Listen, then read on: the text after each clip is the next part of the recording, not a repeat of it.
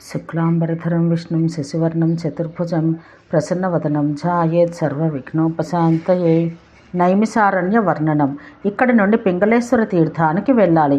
ఇందు స్నానమాడిన వాడు రుద్రలోకం చేరును. ఇట్లు సంక్షేపంగా నీకు ప్రధానముగా తీర్థములు చెప్పితిని. విస్తరంగా చెప్పుటకు కానీ తీర్థ సంఖ్యను చెప్పుటకు కానీ శక్తి చాలదు. ఈ నర్మదా నది పవిత్రము, పరిశుద్ధము, త్రిలోక ప్రసిద్ధము, అన్ని నదుల్లో శ్రేష్టము, మహాదేవునికి ప్రియము. నర్మదను మనసుతో స్మరించిన వాడు 100 చాంద్రాయణ వ్రతముల ఫలమున పొందును. నైమిసారణ్య తీర్థం త్రైలోక్య విఖ్యాతం, మహాపాతకనాశం, మహాదేవునికి ప్రీతి పాత్రం. పరమనిష్టాగరిష్ఠులకు మహర్షులు మహాదేవుని చూడగోరు తపం చేయుటకు బ్రహ్మ ఏర్పరిచిన స్థానం. మరీచి, అత్రి, వశిష్ఠ, క్రతు, అంగీర వంశమున పుట్టిన మహర్షులు బ్రహ్మ దగ్గరకు వచ్చి చతుర్ముఖుడు, చతుర్మూర్తి, సర్వవరప్రదుడకు బ్రహ్మకు నమస్కరించి ఇట్లడిగిరి: భగవన్, కపర్ధి అద్వితీయుడైన భర్గుడు మహాదేవుని చూచుటకు తగిన ఉపాయమేది తెలుపుము. అంతట బ్రహ్మ, వాంగ్మనోదోషములు లేని వారే 1000 సంవత్సరముల అవధి గల సత్రమును ఆచరించుపుడు.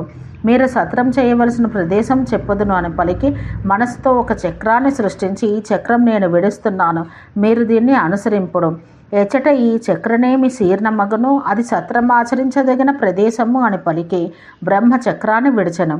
ఆ ఋషులు చక్రాన్ని అనుసరించిరి. ఆ చక్రనేమి శీర్ణమైన ప్రదేశమును నైమిషమును వ్యవహరించిరి. ఇది పరమ పావనం, అందరి చేత పూజించబడినది. సిద్ధచారణ యక్ష గంధర్వులిచ్చట ఎప్పుడూ సేవించుచుందరు. ఈ స్థానం శంభు భగవానునిది. ఇచ్చట దేవ గంధర్వ యక్ష రాక్షస పన్నగులు తపమాచరించి శంకరుని నుండి గొప్ప వరములు పొందిరి. షట్కులీయ ఋషులు ఈ దేశమును చేరి సావధానంతో 1000 వత్సర పరిమితమకు సత్రమాచరించి మహాదేవుని ఆరాధించి సాక్షాత్కరించుకొనిరి. ఈ నైమిషమున సత్రమును ఆచరించుచున్న మునులతో వాయు భగవానుడు బ్రహ్మాండ పురాణం చెప్పెను. ఈ క్షేత్రం నియమపూర్వకంగా ప్రాణములు త్యాగం చేసిన వారు మరలు తిరిగిరాని బ్రహ్మలోకానికి చేరెదరు. నంది జన్మ వృత్తాంతం.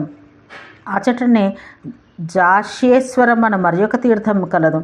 ఇచ్చట మహాగణుడకు నంది మహాదేవుని గురించి తపమాచరించెను. అతనికి ప్రసన్నుడకు శివుడు తనతో సమానత్వం, మృత్యుంజయత్వం వరములుగా అవసగను. ఇచ్చటనే శిలాదుడని మహర్షి ధర్మవిత్ పుత్రుని కొరకు శంకరుని గురించి తపమాచరించెను. ఇతడు 1000 సంవత్సరాలు తపమాచరించిన తర్వాత శంకరుడు సాక్షాత్కరించి వరమిచ్చెదనని పలికెను. అయోనిజుడు మృత్యుహీనుడు ఒక పుత్రునిమ్మని అడిగెను. దేవితో కూడా శంకరుడు అట్లే అగుగాక అని పలికెను. అతను చూచుచుండగా అంతర్ధానం నందెను.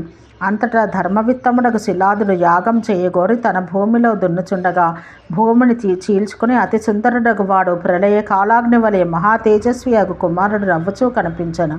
రూపలావణ్య సంపన్నుడు, తేజస్సుతో అన్ని దిక్కులను ప్రకాశింపచేయుచు కుమారస్వామి వంటి వాడు, సాటి లేనివాడు మేఘ గంభీరధ్వనితో ఇట్లు పలికెను: తాత తాత అని పలికెను.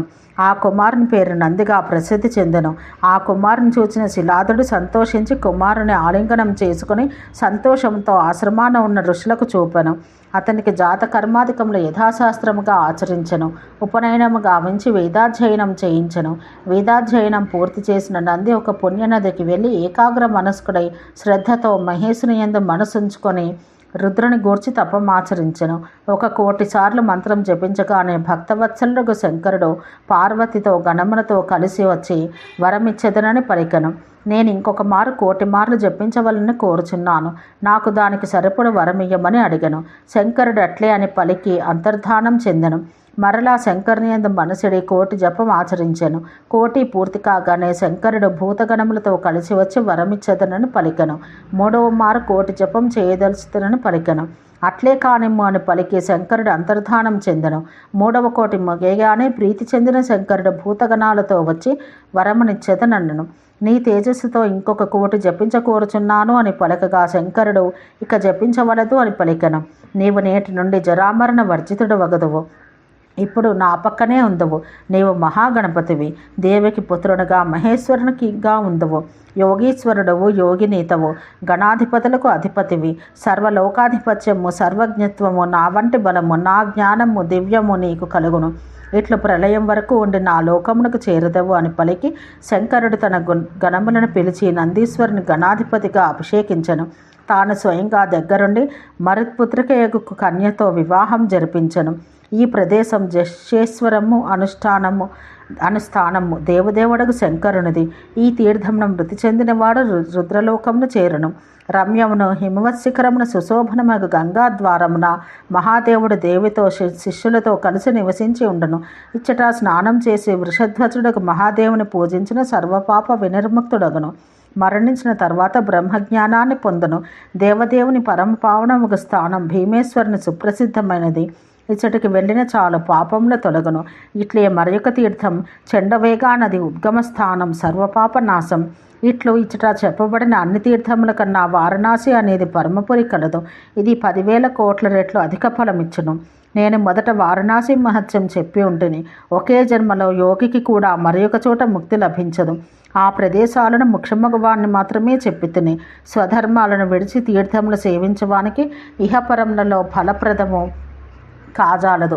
ప్రాయశ్చిత్తములు చేయవలసిన వాడు, పాపములు ఆచరించిన వాడు, పత్ని విముక్తుడు ఇటువంటి వాడు తీర్థయాత్రలు సంచరించవలను. అగ్నితో పత్నితో కలిసి తీర్థయాత్రలు సంచరించవలను. సర్వపాప వినిర్ముక్తుడై యథోక్త లోకములు పొందును. దేవ ఋషి పితృ రుణాలు తొలగించుకొని తీర్థసేవనం చేయవలను. పుత్రులకు జీవన వృత్తిని ఏర్పరిచి